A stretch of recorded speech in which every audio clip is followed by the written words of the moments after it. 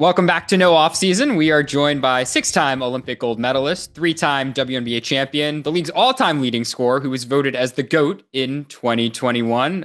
It is the Diana Taurasi, DT. Thank you for taking this time with us. How are you doing? Thanks for having me. I guess the place I wanted to start is just the broadest question that I'm sure people are most curious about. Just what has retirement been like for you? What's taken up most of your time? What's your day-to-day like? Yeah. Yeah, retirement is it's a funny thing because you think you're gonna have all this time to do all the things you've wanted to do, and next thing you know, you're just you're driving the kids around everywhere. Soccer practice, school, basketball practice, tennis, birthday parties, end of year graduation parties. So I've been busy. I've been busy with the family, and it's been wonderful, really. It's been so nice to be present. I just I forgot how much of a mental toll getting ready for a basketball season is, and being in a season. It takes up so much of your mental space, physically, mentally. So, it's been nice to be on the other side. When you take your kids to basketball practice or soccer practice, do you get any urge not to play, obviously, but just to be like, how is this coach running a practice? How would I run this practice differently? Look at this kid. What are they doing out there? Do you have those feelings that seep in? I try to go and I try to just let the kids have fun. I think that is the one thing that I learned early on is when you let them decide to do it, that's when you get the best outcomes. And to be honest, at 7, if you get to the point you've won, you're good. Right. You've won. At 8, it's a different story, though. At At 8, 8, now we're doing drills.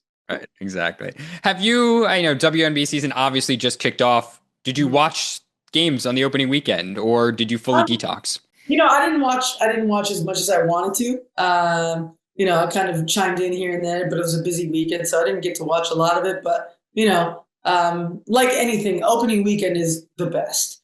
I think there's so much fan anticipation. You haven't seen your team in 6 months. You haven't seen these players, and from the player side, that is the best night. It is the kickoff to like the best summer you'll have, and your team is, whether it's a returning team with a lot of veterans that you've been around together for a long time, or a new team. It's opening night really is it's so much fun for everyone. Did you watch the Phoenix Mercury's first game? You know what? I didn't even watch the Phoenix Mercury for opening night.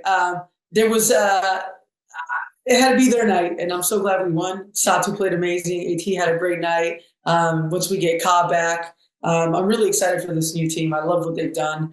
That's my team for life. I'm always rooting for them. I'm going to be cheering them on all summer.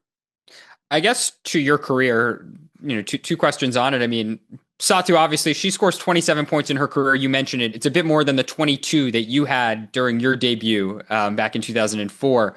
The schedule is also growing, though. And so now, obviously, 44 games a record. Just how do you feel about players now getting 44 games, some records potentially being broken, a little bit of a bigger sample size than what you had when you were playing? Do you have any thoughts on that? Yeah, I mean, just if you're good at math, all the records will be broken now. I mean, there's just more games, there's more playoff games now. I think they've added a couple games to the series now. So, I mean, all the numbers, they're going to be broken, whether it's, points, games, minutes, assists, 3-point field goals made. And, that's the beauty of records. They're there to be set and to be broken and to set the next mark for the next generation to break. And, like anything, that's what they're there for. But what are you gonna do? They've added more games.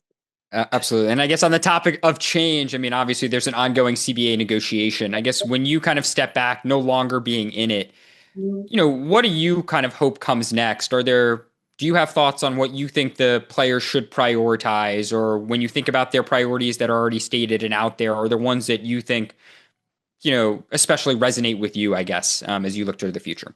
Yeah, I mean, for the longest time, I've always been a big proponent of player salaries. I think once you start increasing player salaries, then all the other things fall in line. For a long time, we've tried to subsidize all these things underneath player salaries, but at a certain point, you have to pay the best players in the world, in the best league in the world, what they deserve. And I think now with viewership and the new media deal, I think all those things are in play now. And like anything, it's negotiation. The players want certain things, the owners and the league want a certain thing, and at the end of the day, you have to come to the table and you have to negotiate and you have to give and take on certain things. And I'm sure, with this new CBA, that's what it'll be. And like anything, our league's at its best when we're lacing them up and playing. If you were going to be in Terry Jackson's shoes or Nneka Ogwumike's shoes or any of your former colleagues in the WNBA, I mean, do you have a number in mind that you think they should try and hit, or you're going to leave that Well, to I them? mean, I think that $1 million mark is always a sexy one, right? I think that's when you feel like, as a player, you're making what you should make, and I think that that number has always been the number overseas that has made people go there for a long time, and like anything, there's so many things that go into a negotiation. I can say $1 million, I can say $2 million. But at the end of the day, once they get into the books and they see what the league is generating, and the revenue from TV and games, and then those true numbers will really come out. And there's obviously other things too. As a player, you want to be in situations where it's an average playing field for everyone. It's fair, and I think practice facilities and the everyday welfare of a player should be at a certain standard across the league. And I think we're getting there. There's certain franchises that are still working to get there as well. I mean, you mentioned standards and you talk about some of the things you dealt with throughout your career. I mean, something you had to deal with throughout your career that I don't think most fans know about was, you're dealing with eczema or aware of your situation with eczema. Just how did that affect you while you were a player on the court? Yeah, I mean, eczema, it's something that I've battled with my whole life. Ever since I got to college, and, it started getting out of control, and, I would have flare ups, and, it's the one sport where you really can't hide it. When it flares up, it's really noticeable. It's uncomfortable. And for a long time, I really didn't know how to manage it. I would use, all the lotions and the steroid creams and all these things that keep it at bay. But, nothing really helped me get it under control. And, lucky enough, I got to partner up with Sanofi and Regeneron. And I went to my dermatologist and I was like, I need something different. I need something that's going to work and really change the way I look at eczema and the way it affects me. And, I started Petersen, and it's really changed my outlook on an everyday basis on how eczema and I have this, long lasting relationship. But it was something even going back to your UConn days you were thinking about or dealing with then. Oh, for sure. Yeah. I look back on some of those Connecticut pictures and, old highlights, and I'm like, wow, I was really struggling. And, I was a young kid. The last thing I wanted to tell anyone is I had eczema. Even, as a 30-year-old, you're always finding ways to ignore the Right. problem. And, as I got older, I needed a solution. And, it's different for everyone, but there is a treatment that's right for you. And once you find that sweet spot, and once you're okay with it, then that's really when you can, change the way you feel about eczema, and treating it a certain way. Makes sense. I guess speaking of the University of Connecticut, obviously Paige Bueckers makes her debut. So now played 2 games to start. I know you've been asked the question of what advice you would give her, but do you see similarities about kind of entering? How do you think she should approach getting started and having lost 2 games to open her career? What do you just remember about that adjustment period that might inform what she's going through right now? The best thing about playing in Connecticut is that you don't lose a lot of games, and the worst thing about playing at Connecticut is you don't lose a lot of games. And the WNBA, as I've said before, in other platforms, it's a different beast. There's different challenges. As an individual, as a team. Obviously, when you get drafted, number one, you're usually going to a team that's rebuilding, that's starting to try something new. Dallas has had some great history. They have some great players. Last year, their year didn't go as expected, and that's why they got the number one pick. So there's a lot of challenges when you get to a team and a franchise that's rebuilding. And, you kind of have to change your outlook on wins and losses. You take the wins as far as getting better every single game. And as you can tell already, Paige, from game 1 to game 2, she was a different player. And from game 2 to game 10, she's going to be a different player. And that's going to go for their team as well, as they learn each other on the court and off the court as well. So, the one thing I know about Paige is she's so grounded. She's so patient. She's so prepared. And I think she's learned that in the last 4 or 5 years. And all those things that she learned at Connecticut, you know, they're going to change the way you look at that team. And, you know, one day she's going to end up being the best player in the league for sure. You think she'll end up being the best player in the league one day? Oh, absolutely. I mean, Paige's instincts on the court are just incredible. You know, there's a special skill and talent when you can galvanize a group of people. And I've been, you know, around her long enough to know that once they get the right group around her, you know, and with her skill set to be able to distribute and score, you know, Paige just has tremendous talent. And once it's unlocked, you know, I'm going to be excited to watch her play. I guess as we close this out, you know, on the other end of the spectrum, your current friend, your old college teammate at UConn, Sue Bird, she's obviously taken on a new role in the basketball space with USA Basketball being the managing director. I guess, one, do you ever see yourself getting back into basketball, professional, Olympic, team ownership in some kind of capacity?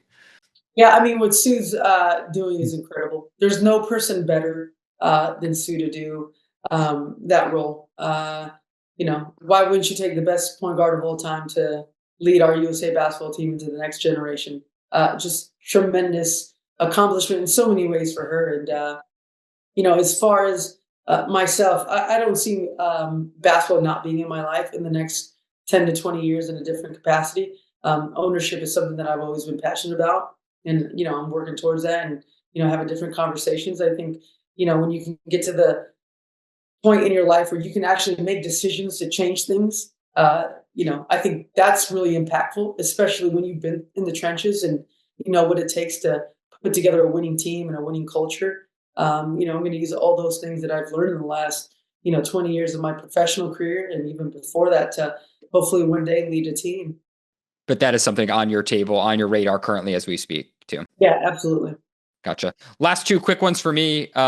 You know, obviously we need an heir to the slick back bun. Who in the W is going to be the heir to what your trademark look?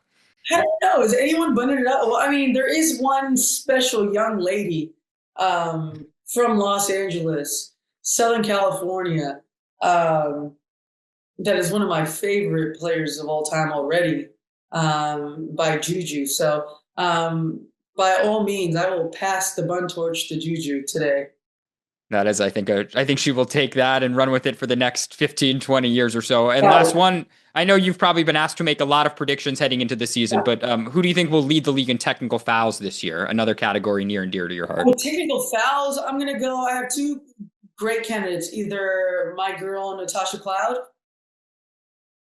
and, you know, a sneaky one. I think she has, I'm going to go Caitlin. Caitlin's sharp. Caitlin's sharp. I got to see Caitlin. I know. Yeah, those two are going to compete. Nobody does it like Diana Taurasi on the court, in college, in the WNBA, in the Olympics, and now post-career, firing off takes, drawing technical fouls, I'm sure, even with comments like that. So, DT, we appreciate you joining No Off Season and making a little bit of time. No problem. Thank you, guys. Thanks for tuning in to No Off Season. To hear more, be sure to like and subscribe. We drop new episodes every Tuesday and Friday.